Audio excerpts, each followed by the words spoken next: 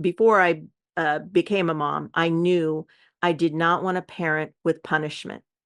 That was just something that never sat right with me. And so I read every parenting book, everything that I could to try to figure out how will I discipline if there's no punishment. And for the first 7 years, it's about distraction. You're modeling the behavior you want, which for me was two primary things. And I'm bringing this up here because I think that it applies, which is empathy and reason. Now, before the age of reason, which is around age 7, a child can't comprehend those things, on an intellectual level, but they do comprehend it, I think, on an emotional and kind of, it sounds woo-woo, but cellular level. They're absorbing it somewhere in their conscience. I would say to my daughter, for example, I'm not comfortable with that when she was 4 years old. And what is that to a 4-year-old?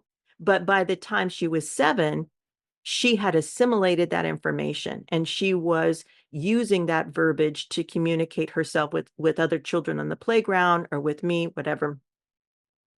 So I think it's really important in this dialogue, every time somebody has a pushback of, I don't understand what the big deal is, why is, well, I'm sure we'll get to those other arguments, so I won't bring them up, but of that nothing is being taken from Cassie, to somehow bring it back to the person who's saying that, to empathy.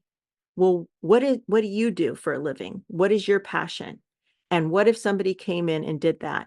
Would you want them to now apply all these arguments that we're saying? When does it become something that a person is willing to fight for? Why were you and I drawn to this and not other people? Why are other people resisting? So I just want to plant that little seed of empathy and reason. And when we use empathy and reason in our engagements, in our conversations, communication, conflict resolution, we don't have to punish. We're human beings. Everybody makes mistakes.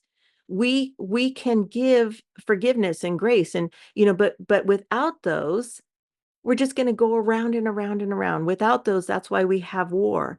And I feel like our species is too evolved to be having these conversations. Mm. We're Mm. better than this. And Yeah, so totally. that's the part I want to speak to, that I just, okay, stepping off the soapbox. Sorry. No, that's really important. And one of the things that really drew me to what you'd written was the section on, you know, cancel culture and avoiding that and finding a different path through, because Thank you. actually all you end up with is that perpetuation of the same cycles. And we are better than that. As human beings, we can be. I believe that with my whole heart. And yeah, yeah, I think it's important to find that other way of approaching it and giving that grace and